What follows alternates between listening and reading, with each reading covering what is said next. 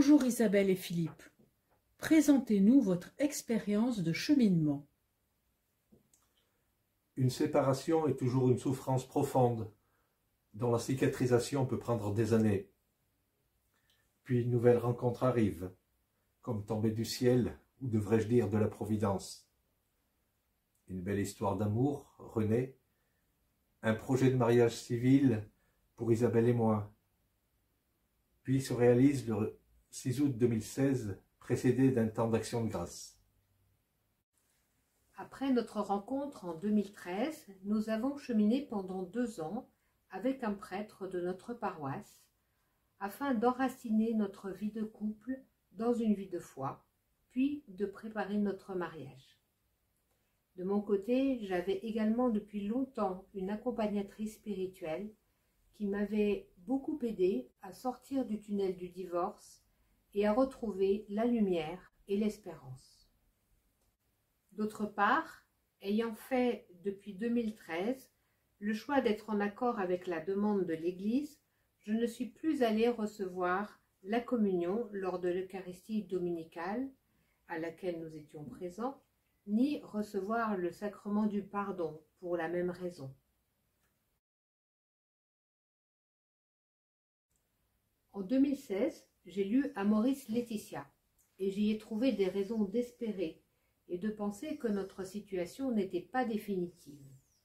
En effet, le pape François écrit au paragraphe 296 « La route de l'Église, depuis le concile de Jérusalem, est toujours celle de Jésus, celle de la miséricorde et de l'intégration. La route de l'Église est de ne condamner personne définitivement et de répandre la miséricorde de Dieu sur toutes les personnes qui la demandent d'un cœur sincère. » Le paragraphe 300 nous explicite également les chemins de discernement que les prêtres peuvent proposer aux divorcés remariés. Aussi, lorsqu'à la pastorale de la famille du diocèse de Lyon, le cheminement Bartimée nous a été proposé, nous avons eu le sentiment de recevoir un cadeau du ciel. Il répondait précisément à notre espérance et à ce que le pape avait écrit dans Amoris Laetitia. Pour toi, Philippe, qu'a permis ce cheminement? Le cheminement Bartimée m'a permis de relire ma vie, de mesurer l'apaisement de mon cœur, d'accepter la situation, même si je ne parviens pas à trouver la réponse à la séparation soudaine. Il m'a permis aussi de discerner la profondeur de mon désir des sacrements. Il implique aussi l'accueil et la réintégration par la communauté paroissiale. Et pour toi, Isabelle? Tout d'abord, de faire un point sur ma première union et de relire les relations familiales consécutives au divorce en 2003, en particulier vis-à-vis de mes 2 enfants. De réfléchir à la question du pardon vis-à-vis de mon premier conjoint, question qui me taraude encore aujourd'hui, bien que mes fils n'aient plus de lien avec leur père depuis plus de 10 ans. Je pense qu'il m'a aussi aidé à faire davantage de paix dans mon cœur, à sortir de la culpabilité et des ressentiments que les conséquences de ce divorce avaient eu pour mes enfants et pour moi-même. De relire les engagements chrétiens que j'avais depuis 2005 dans ma paroisse et ma difficulté à accompagner les jeunes porteurs de handicap vers des sacrements que je ne pouvais plus recevoir moi-même. Enfin, ce parcours m'a aussi aidé à intégrer la dimension familiale de notre mariage avec Philippe et l'importance de chacun de nos enfants dans notre vie commune. Nous ne revendiquons pas l'Eucharistie ni la réconciliation comme un droit ou comme un mérite pour nos œuvres accomplies ou pour les épreuves subies. Elles sont un don gratuit de Dieu pour les pécheurs que nous sommes. dans votre vie de foi? J'ai relu la force de la présence du Christ dans ma vie, en particulier dans les moments difficiles, et l'importance des accompagnements dont j'ai ou nous avons pu bénéficier auparavant. J'ai ressenti l'abondance de la miséricorde du Christ, en particulier depuis ma rencontre avec Philippe, comme un baume qui panse peu à peu les plaies de mon cœur et me permet de retrouver la confiance et l'élan de la vie. J'ai pu réfléchir à la place de l'Eucharistie dans ma vie de foi, éprouver ma soif de l'Eucharistie, ayant ancré ma participation à la messe dans l'écoute de la parole de Dieu. Comment s'est manifesté votre retour au sacrement? Ce cheminement a également beaucoup changé le regard de la communauté paroissiale, en particulier le jour de la célébration publique de notre retour au sacrement, le 7 avril 2018, lors de la messe dominicale. Cette célébration avait été officiellement annoncée par notre paroisse hebdo, et cela avait provoqué des questionnements de quelques paroissiens, sollicitant jusqu'à la hiérarchie du diocèse de Lyon, mais aussi de la joie dans nos familles et chez nos proches qui connaissaient notre attachement au Christ et à l'Église.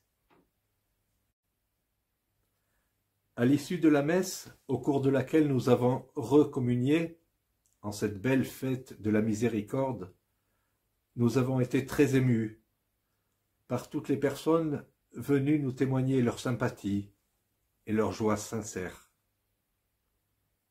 Nous avons également reçu ultérieurement de nombreux remerciements de personnes nous disant leur joie devant notre démarche. Joie de voir l'Église ouvrir des chemins de miséricorde pour leurs frères, blessés par les épreuves, mais prêts à s'engager dans une démarche de discernement et d'élan vers la vie, à la lumière de l'Évangile. Dans une communauté un peu inquiète, un peu engourdie dans sa pratique dominicale, lors de notre arrivée ce samedi soir, nous avons senti se lever un vent d'énergie, de changement, de joie à l'écoute de notre demande de retour au sacrement, du témoignage de notre couple accompagnateur et du commentaire de l'évangile de Bartimée de notre curé. Aujourd'hui, quelle est votre vie de foi en couple? Aujourd'hui, nous communions au corps et au sang du Christ pour nourrir et affermir notre foi et notre espérance et être témoins de la miséricorde infinie de Dieu. Notre vie de couple s'appuie également sur la prière en couple que nous pratiquons régulièrement depuis notre rencontre. Nous avons poursuivi les engagements chrétiens que nous avions dans nos groupes Amicelles, accueil des migrants, et Je vous appelle mes amis, catéchèse spécialisée. Nous nous sommes également engagés dans un nouveau groupe nommé Cheminement Bartimée, à la suite de notre propre chemin de discernement. Nous avons proposé de l'ouvrir sur notre paroisse avec l'aval de notre curé et le soutien de notre couple accompagnateur. Nous avons pu ainsi accompagner 2 couples dans un temps de prière à l'occasion de leur mariage civil et 2 personnes vers le retour au sacrement. Cela a été à chaque fois très riche de par le cheminement propre à chacun. Car malgré Amoris Laetitia en 2016, les personnes que nous avons accompagnées avaient peur d'une réaction négative de l'Église vis-à-vis de leur demande. Une des personnes s'était auto-censurée l'accès au sacrement, bien qu'elle vive seule après son divorce. Le cheminement lui a permis de retrouver la paix du cœur et de se sentir en confiance dans sa relation avec l'Église. Lors des célébrations de ces deux personnes, nous n'avons pas eu de remarques négatives, bien au contraire, et beaucoup de joie émanait de ces célébrations, comme quand le fils perdu revient au bercail et court dans les bras de son père, bras grands ouverts pour l'accueillir. Actuellement, le groupe Cheminement Bartimée est présenté dans notre guide paroissial au même titre que d'autres mouvements de notre paroisse. Nous participons également à un groupe Reliance, permettant à plusieurs couples dans notre situation de se retrouver et de partager, de faire grandir notre vie fraternelle et notre vie de foi dans la mouvance des équipes Notre-Dame.